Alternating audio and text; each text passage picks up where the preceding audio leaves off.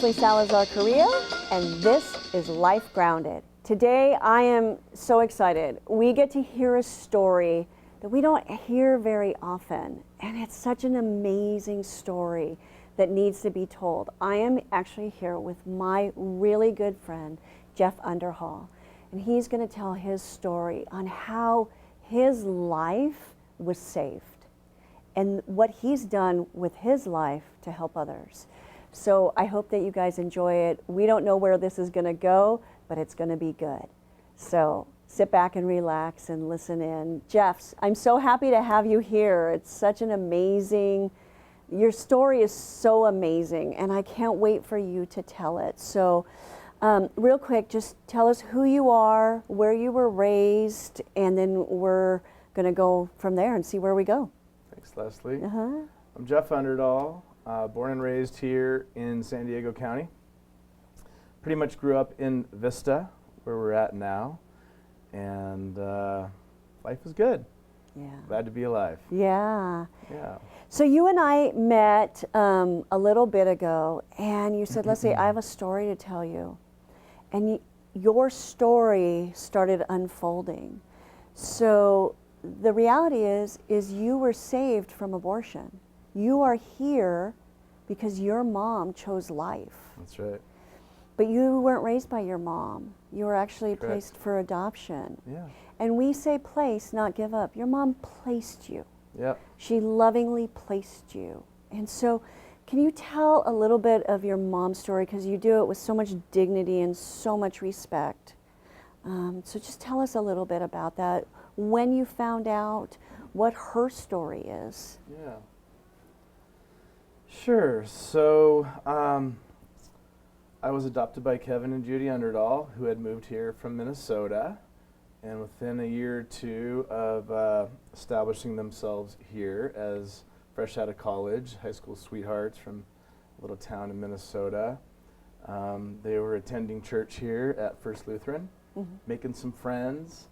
And they came to church one Sunday, and Alice and Jack Matson were holding a cute little blonde-haired, blue-eyed baby. And my parents were complimenting him and asking whose baby it was. And they said, well, this is our baby. And they said, but you weren't pregnant last Sunday. Nope, we adopted this boy. This is David. David's now one of my lifelong best friends. Wow. And so that caught my parents' attention. They were having some troubles starting their family. And kind of open up to options, I guess. I think it was God's timing, to be honest with you. And the Matsons offered my parents some assistance because they just went through the process of adoption. And long story short, they adopted me. And so they were, he was a teacher, which my dad was, Jack Matson was. Alice Matson was a real estate agent locally here at Century 21. And my parents were always either babysitting their son, David, or vice versa. So David and I, both adopted, kind of grew up as brothers. Wow. In the early years of our lives. And so around real estate and the local schools and having fun living in the back hills of Vista back in the 70s and 80s when there was a lot of more open space and just running wild and having a good time. Yeah. And so my parents were never shy about letting me know that I was adopted. Okay. In a kind way. It wasn't a regular thing that they brought up, but I knew about it. And they said, but we just want to love you like you're our own. And I thought, okay, good enough for me. Yeah. 18 months later, they adopted my sister, Jenny, who I'm super close with to this day. And so Jeff and Jenny were the names they gave us. They thought that was cute. Yeah. And we grew up right here in Vista, through all the Vista schools. Graduated Vista High in 1987, and my dad and I got into real estate when I was a teenager. Really before that, if you start putting all the pieces of the puzzle together, that led up to it. So I've always loved life, helping people buy and sell homes right here in North County, San Diego. When I was 18 and moved out of my parents' house, they gave me my adoption paper package, if you will. And I remember sitting at the breakfast nook in my new home here in Vista and kind of reading through some of it, and I came across a journal. And in the journal, it was written by a lady that would go to a place called The Door for, I think it was The Door for Unwed Mothers or something to that effect in San Diego. And it described her weekly visit with my biological mother, and kind of told me her story. And her story really, kind of captivated me. It helped me put things into a different perspective outside of my life experience and into hers.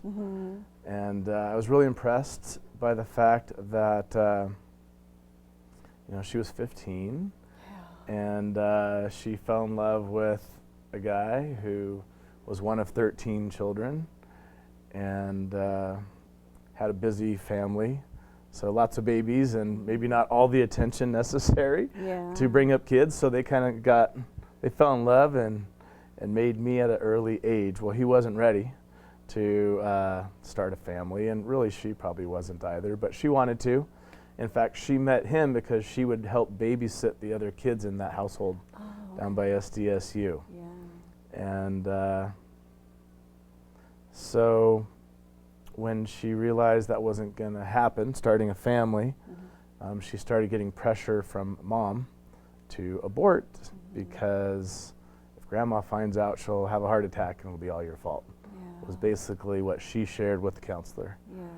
And at that time of my life, I have a lot of friends who consider me like a big brother, and they would call me to cry on my shoulder, if you will.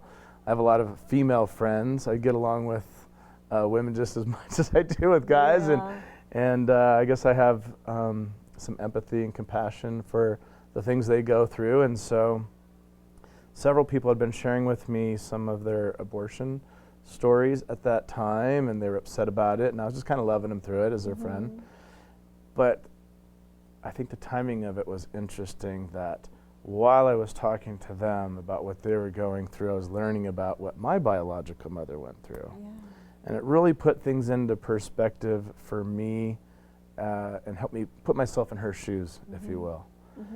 And I started thinking, wow, if you're 15 and you're scared and you want to have a baby, you're too young, but you're trying to figure that out, and your mom finds out and says you have to abort, I think that in a lot of cases somebody would say, okay, well then that's my decision. That's the thing to do. Mom's telling me I got to. She's not even asking me, she's telling me I have to.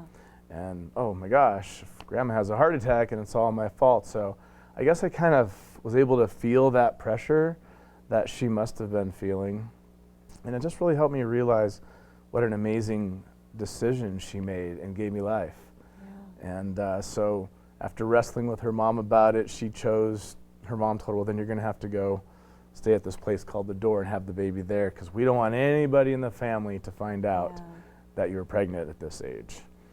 And so that's where that story began, and that's where the journal, if you will, that this counselor kept track of things. And so at the end of it all, she didn't want to give me up when it was time.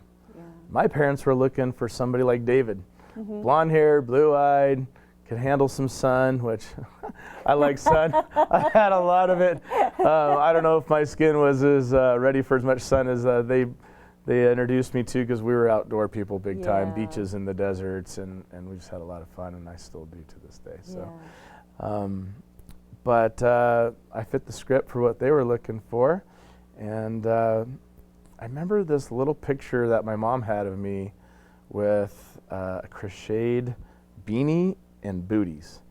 They're baby blue, and I'd seen it somewhere in my life. Well, so it talked about how Nina was my biological mother's name, turns out, had said, okay, if I'm going to sign for the release of this baby, she named me Sean, and I at least want a picture of him in this outfit that I knitted him. And so, okay, so I took all that in. I thought, this is interesting, put things into some perspective, just made me appreciate my life even more than I already did, because I realized I should be dead, you know? Yeah. And so fast forward a couple years, I go home for lunch one day from my real estate office, and something just told me to find her and say, you know what, thank you. Like at that moment when I was reading that, for the next year or two, I just kept feeling this need to say thank you to her. Thank you for giving me life, right? It wasn't like, oh, Mom, come back into my life. Let's reunite and be my mom. I have a great mom and dad and a sister and relatives. I have so many great, loving relatives. I had such a great life experience. I never truly felt adopted. So I feel really blessed that way. But I felt like that woman needs some appreciation. Just needs a thank you. You know, and I didn't want to invade her life or anything, but I think I was 20 or 21 at that time, and I had a cell phone, and I hit 411 and started asking for adoption agencies while I was eating my lunch, and I got bounced around, and next thing you know, I'm talking to some lady named Joyce, and you know, I was telling her my name, a little bit about me, and I could hear the keyboard clicking away in the background. She was looking stuff up. And then she goes, yeah, okay, well, you're Jennifer's brother, right? I'm thinking, how does she know my sister's name?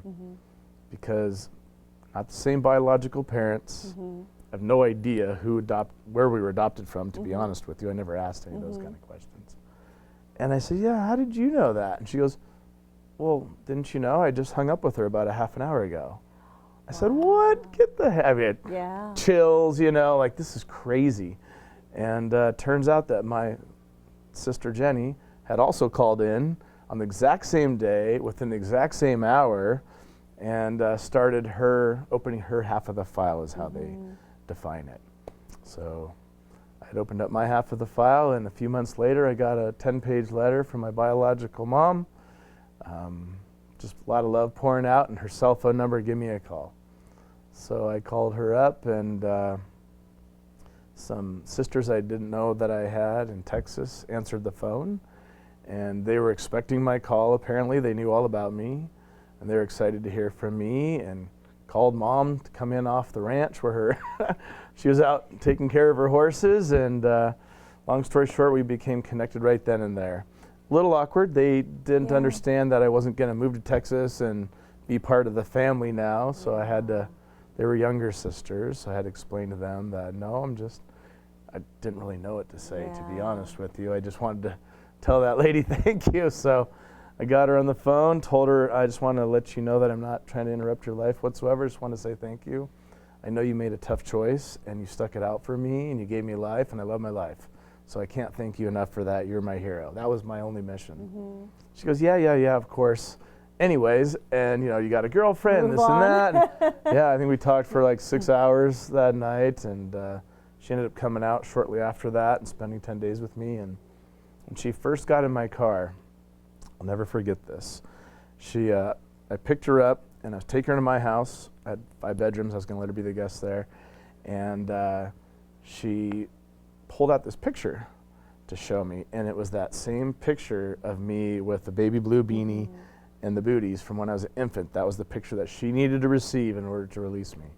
And she'd been carrying it in her wallet, in her purse, and you could tell it's been there the whole time, well taken care of. But you know, that was from 1969, right? So, and then on top of that, just to be a tearjerker, she shared with me that for 2 months every year around the time that she gave me up, it's a hard time for her, and she played this song from Trisha Yearwood called "He Would Be 16" or something like that. So I know that you know, it was never something she took lightly. She'd always missed me and cared about me and prayed for me, but she told me that she knew I was adopted by a good Christian family, and she felt okay with that as much as she could, and she always loved me. And so, you know, it's so, as you're talking, and I've heard this story before, but depending on what's happening at the clinic, you know, it hits me different at times. And the one thing that I've focused on here on Life Grounded is putting that face to that woman, because sometimes we forget that woman behind this decision. She was a kid. And your mom your biological mom really exemplifies what we see in the clinic. And what I always try to explain to people is 9 times out of 10, she's thinking of everybody else but herself. Your biological mom was thinking, this is going to kill grandma. My mom is so disappointed. The father of the baby isn't ready to do this. It's not even about her. Her heart is actually breaking in these decisions. Where they're, you know, when she's considering abortion, it's not because she generally wants to, it's because everybody else is pressuring her to. And how much respect for a 15-year-old girl who's a kid. Right. Who's a kid? I've raised a child into adulthood. Yeah. I've been 15. You've been 15. I have a 16-year-old and a 13-year-old. Yes. Yeah. They're not ready for children. They're a little dumb at 15 because we just are. And that she was strong enough to save your life. Yeah. To say, no, I'm not going to do this, but I'm going to sacrifice my heart, because anybody who's had children knows that our kids are our hearts living outside our body. She's going to sacrifice her heart so that you can have the life that you deserve. And yet she carried a piece of you with her all this time. So that's the face, that is the face of in this abortion adoption. And I've said it before, and you and I were talking about it before, is people always ask, well, why don't they just place for adoption? Oh, let's name the 101 reasons why abortion seems easier to her than adoption. The public shame, the having to place your child and hand your child over, and just everything that you're going to carry. Your mom, every year around that time, her heart would grieve. And then how does she tell her other children? You know? I don't know, but she did. Yeah. They knew all about me. That's so amazing. Since then, so I had a friendship with her and my sisters since I was 21. I'm 52 now, so 31 years of my life. And not everybody has that experience, but I was pretty lucky too. Yeah. And you know, it didn't replace the family that I have. Yeah. Love my family. It just brought more love into my life, to be honest with you. I've been treated so well by them and had some cool life experiences with them.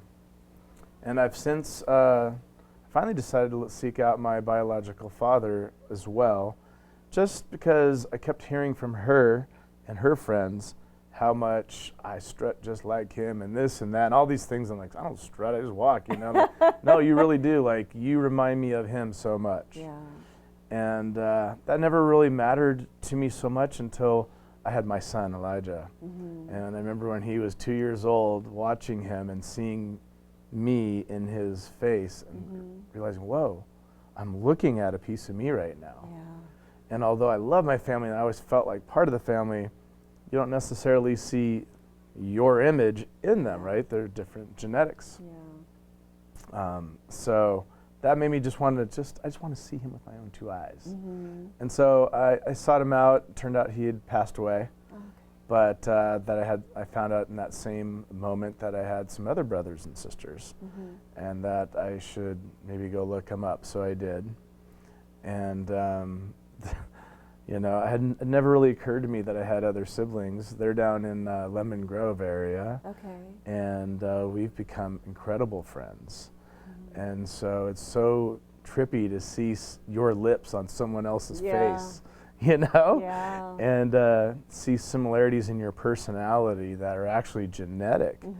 And some of the things that people say about my biological father, who I've never met, are the similar things that people say about me when they describe me. I don't know, it's been an interesting experience, I gotta say. I think I've had more of an experience than a lot of people get to have. Yeah. In my case, one thing you'll find when you're adopted is that you tend to make a lot of friends who are also adopted without any effort. Yeah. It just kind of becomes something that's revealed to you, and that you realize, oh my gosh, I have that in common with you. And they kind of become your friends and your support group, not that you're upset that you were adopted, just something in common that's pretty unique, right? And that's been a neat experience in my life. You'd be surprised how many people whose parents chose life for their children and lovingly put them up for adoption. It wasn't because they didn't care about them or didn't want them. They just couldn't then. And those, I have a huge group of friends, and we're all adopted. We get together, we don't talk about our adoptions necessarily, we're just friends, but we have that commonality, and it's pretty cool. Yeah, it's that thread that goes, they say that, you are naturally attracted or drawn to different people who have similar life experiences, even though you don't know it, and that grows, and you're right, you don't talk about it all the time, but it's there. It's like, you get me in a way that a lot of other people don't. And that's, you and your sister, Jenny, because you get each other where normal siblings maybe don't have that depth of a relationship. But as you were talking again, I talk about legacy and the generational impact when lives are saved. And yours is, really you are that face of that generational impact because of a strong 15-year-old girl. And then she went on and, lived her life, and your dad, beautiful daughters and grandchildren, and your dad went on and lived his life, and there was hurt there. But you now get to connect with all of these different people on top of the adoption story of your parents who, as two Christians, our whole Christian walk is the adoption story. Right. We were adopted into the... We're all brothers and sisters. Exactly. Really. And that generational impact. Mm-hmm. But, oh my goodness, just Jeff's life, or Sean's life, or Jeff's life, it keeps going. And now your biological mom is a part of your children. As much as your adopted parents are a part of your children's lives, because you have all these other influences. And that's the beautiful part of adoption. And I'm telling you, when we're in the clinic, if I could explain that, but you can't, it's hard, they're in the moment. But Jeff, you reach out to me all the time because you're on our, text prayer alert, and you get all our prayer alerts, and just tell them my story. And sometimes we're able to weave it in, but because your life was saved, and I know you have been a mentor, you're a big brother, you're a dad, you are a business owner, I know you mentor young men, especially young Christian men, you've told me that, because your life was saved. And so you could have taken, I was adopted and my life sucks, and how could you give me up, and the kind of the old emo, my life is so hard, but you took your life and just said, hey, you know what, I'm going to make the best of it. And I don't blame my mom, and she's my hero. She passed away 2 years ago. Okay. In a few days, 2 years and a few days ago. And so I got to know her for quite a long time, and a wonderful person. And I would let her know every time I could that she's my hero. Yeah. And I'm so glad that God gave me the perspective of that, because it wasn't easy for her. Yeah. She did wish that she had kept me, but that wasn't an option. It was either let someone else love on me or kill me, to put it bluntly. The reality. And so when I look at that and how much I appreciate life, because I look at life like this: there's tons of bad going on at all time, and there's tons of good going on at all time. Which one do you want to focus on? Yeah. If you focus on all the bad, and it's right there, it's all around us every day, every single second, all you got to do is start reading the news feeds, right? Mm-hmm. You can get really sucked down that road, and it could be depressing. Yeah. Or you can go, I know that that's there, I'm not denying its reality, but look at all the good things going on. Yeah. And focus on that. Your life lifts up, your heart lifts up, your happiness and joy start to flourish. And so that's what I try to encourage everybody to do, including myself, right? Yeah. I have to give myself that pep talk some days. Yeah. But now it's like, I've had a passion for babies ever since I was a little kid. I don't know why. I think it has something to do, like I have some extra connection with them being alive. Like, it's like, oh, another little baby Jeffrey, whatever, I don't know. But like I think babies are amazing. They're not something to throw away. Yeah. Life is precious. There are little souls in there. Yeah. And if you're able to support your baby and love your baby and raise your baby, then I highly recommend that you do that and give it everything you got. If you can't and you're troubled with your life, or it's too overwhelming, or you're afraid you're not ready, and maybe you're not, then there's no such thing as a baby that's a mistake. There's a lot of unplanned babies. I'm one of them. Yeah. But I wasn't a mistake. I have such an amazing life, full of good and bad, but I focus on the good.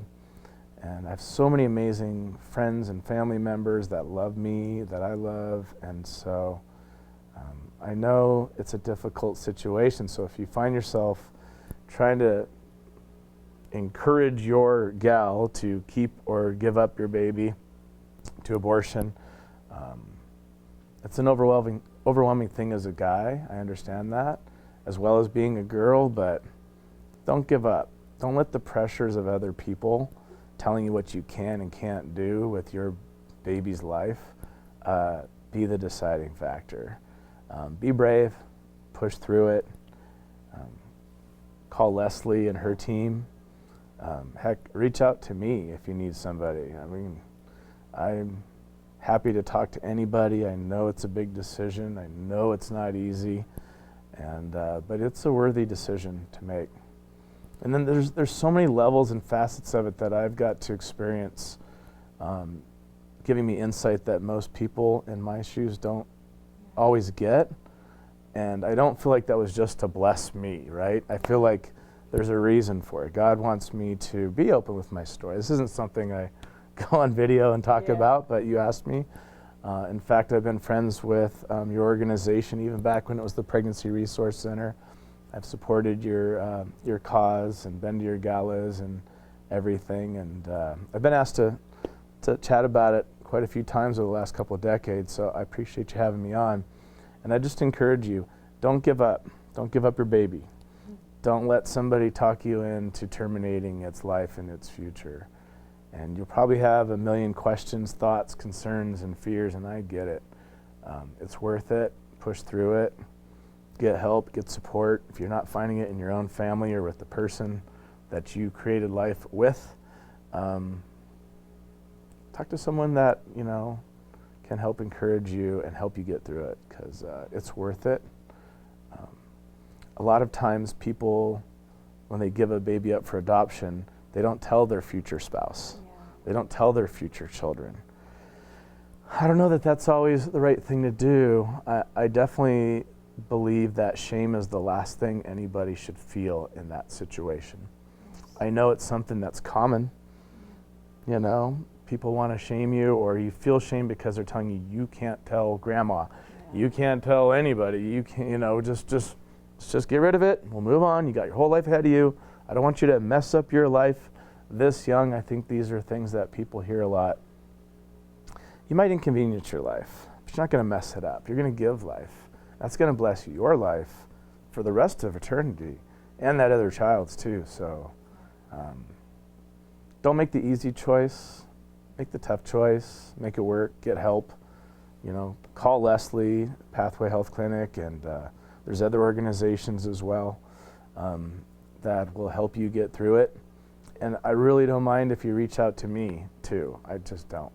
I would rather be there for somebody whether I know you or not. You'd be surprised how many people I've talked to about these things and many other challenging emotional life things. And I think God put me on this planet for a reason. Yep. One of them is to love on my kids and to love God. One of them is to help people with their housing needs. I'm passionate about it. I'm addicted to it, and I love it. And another one is just to help people get through difficult things and see things from a different perspective. And I definitely have that. I'd like to encourage other people to do the same, because life is good, and life is what you make it. And we all go through really difficult times.